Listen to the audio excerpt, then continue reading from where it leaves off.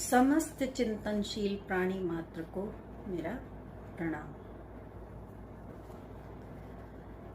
यदा यदा हि धर्मस्य ग्लानिर्भवति भारत अभ्युत्थानम् अधर्मस्य तदात्मानं सृजाम्यहम् परित्राणाय साधूनां विनाशाय च दुष्कृतां धर्म संस्थापनार्थाय संभवामि युगे युगे।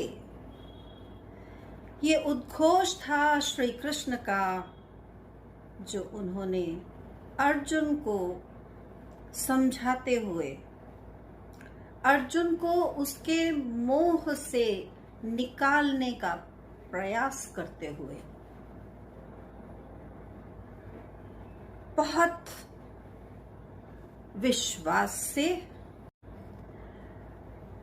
बहुत दृढ़ता से संपूर्ण संसार को यह विश्वास दिलाते हुए किया कि जब जब धर्म की हानि होगी तब तब धर्म की रक्षा के लिए, सज्जनों की रक्षा के लिए और दुर्जनों के विनाश के लिए, जिससे कि धर्म की पुनः स्थापना हो पाए, मैं आऊंगा और पुनः धर्म की स्थापना करूंगा।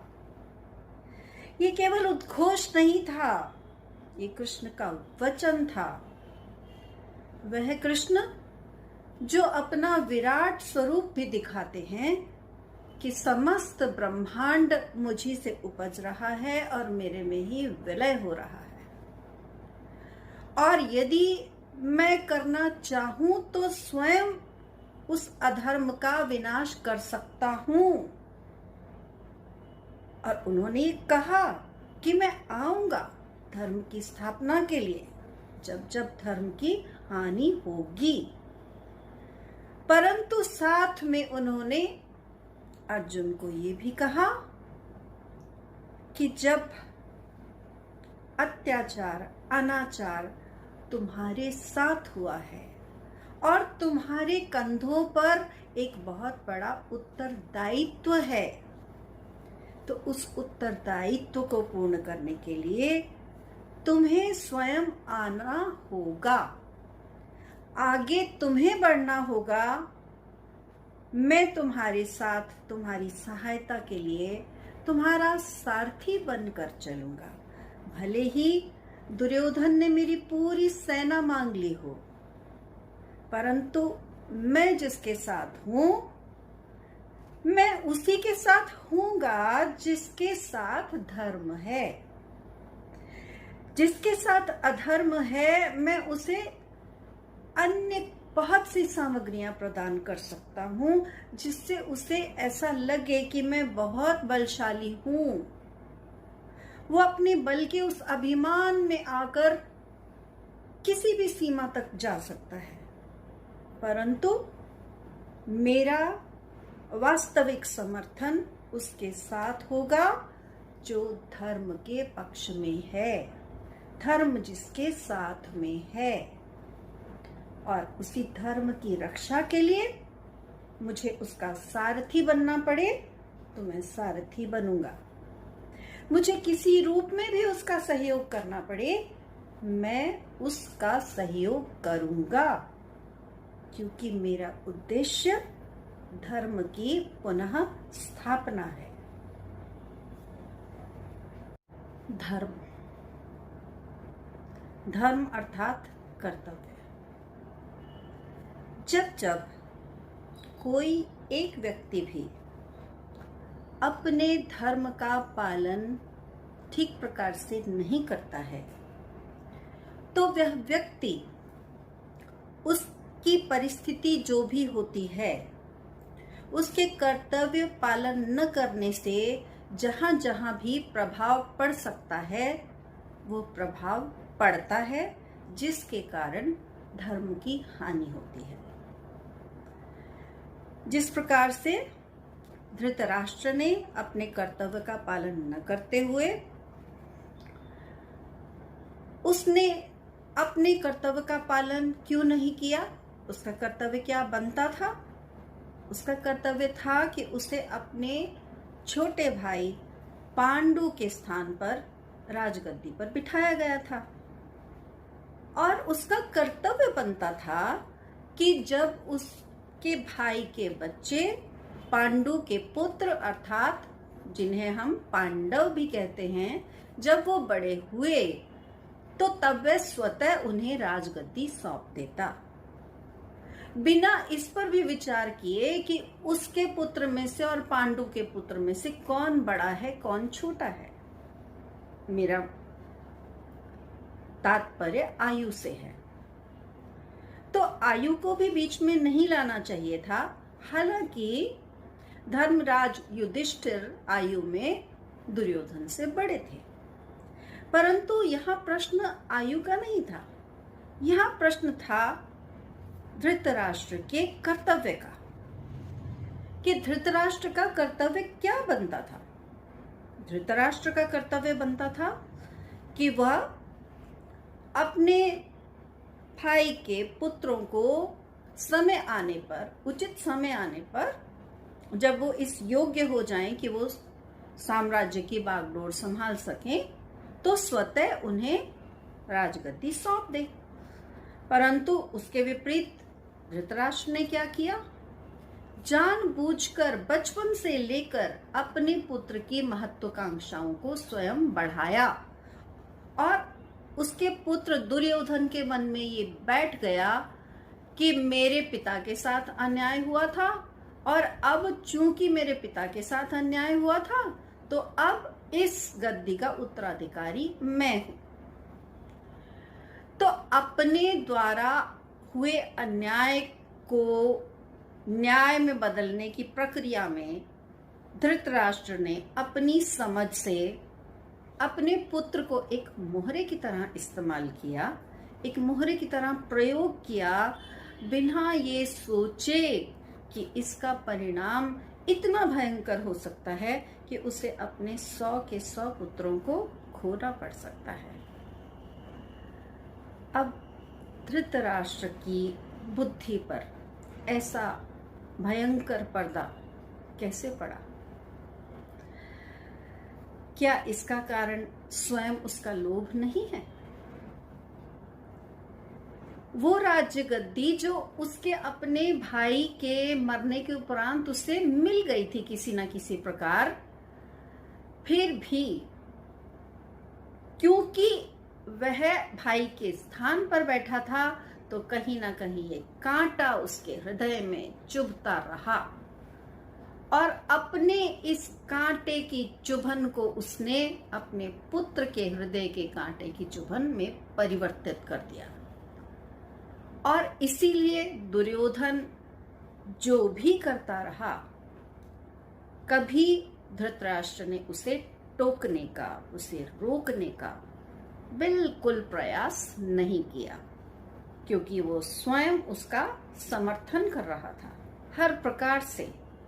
जब जब विदुर मंत्री के नाते उन्हें टोकते, तब भी धृतराष्ट्र किसी न किसी प्रकार से ये सिद्ध करने में लगे रहते कि या तो दुर्योधन ने जो किया है वह उचित किया है, अथवा जब वह ये सिद्ध करने में असफल हो जाते कि दुर्योधन के कृत्य सही हैं, तो वो अपनी असमर्थता जताने लगते कि दुर्योधन अब मेरी सुनता नहीं है, अब मैं क्या कर सकता हूँ, दुर्योधन अपने मन की करता है।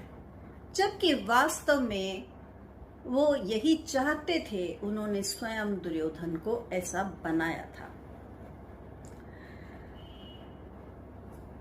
तो धर्म की हानि होती रही, लाक्षागृह हुआ, द्रौपदी चीरहरण हुआ, 13 वर्षों का वनवास हुआ, द्यूत क्रीड़ा के पश्चात बचपन में भी भीम को विष की खीर खिलाई गई।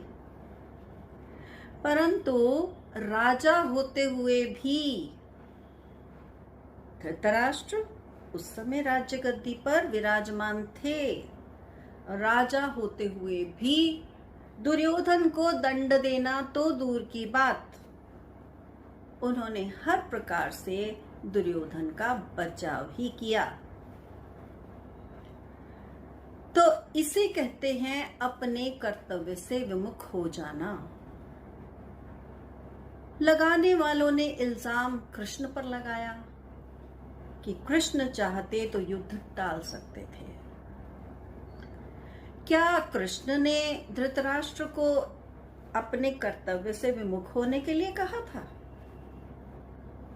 क्या धृतराष्ट्र ने कभी अपनी आत्मा की पुकार सुनी? कभी अपने अंदर बैठे ईश्वर की पुकार सुनी?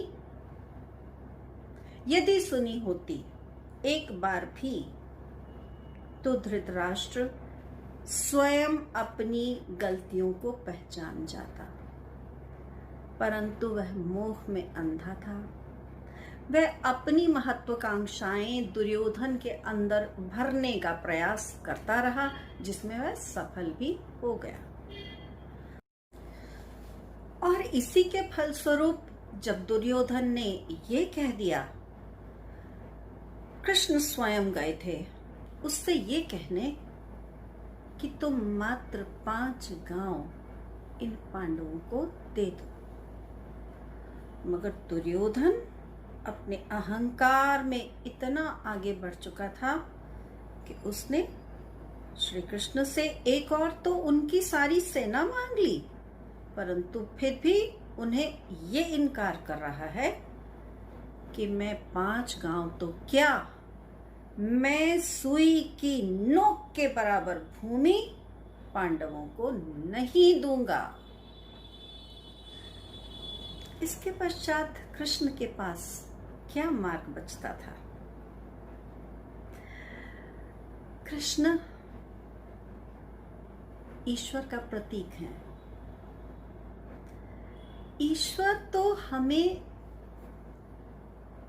उचित मार्ग दिखा सकते हैं, हमारी आत्मा में स्थित हैं और हमें मार्ग सदैव दिखाते रहते हैं।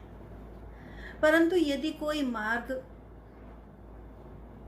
दिखा रहा है और देखने वाला देखना ही ना चाहे, सुनने वाला सुनना ही ना चाहे, तो वह ईश्वर भी केवल देख सकता है कि क्या हो रहा है। उस ईश्वर ने देखने के उपरांत अपना यह विधान बना रखा है कि यदि कोई व्यक्ति अपनी आत्मा की पुकार न सुनते हुए अधर्म के ही मार्ग पर चलता रहे और अपने कर्म स्वयं खराब करता रहे, अपने कर्म स्वयं बिगाड़ता रहे, तो ईश्वर उसके खाते में उसके कर्म जोड़ देता है। परंतु ईश्वर साथ ही इस प्रयास में भी लग जाता है कि उसके इस गलत कर्म के कारण जो अधर्म हुआ है, वह अधर्म जिसके कारण धर्म की हानि हुई है, उस धर्म की पुनः स्थापना किस प्रकार की जाए। और इसीलिए कृष्ण ने अर्जुन का, पांडवों का साथ दिया और परिणाम आप सबको ज्ञात है। तो कृष्ण का यह वचन 5,500 वर्षों से करोड़ों जनमानस के हृदय में इस तरह से स्थित है कि ये विश्वास कि ईश्वर कभी गलत के साथ नहीं हो सकता, ईश्वर हमेशा सही का साथ देगा। गलत क्या? जो धर्म के विरुद्ध है, और धर्म क्या? जो, और कर्तव्य कभी अनैतिक नहीं हो सकता। अर्थात धर्म और नैतिकता ये संग संग चलते हैं, और इसके विपरीत अनैतिकता और अधर्म ये दोनों साथ चलते हैं। तो ईश्वर कभी इस संसार से अधर्म और अनैतिकता को इतना नहीं बढ़ने देता कि पूरी तरह से धर्म का नाश हो जाए। धर्म का नाश होता रहता है क्योंकि कुछ लोग अपने कर्तव्य का निर्वहन नहीं करते हैं। पुनः मिलेंगे। प्रणाम।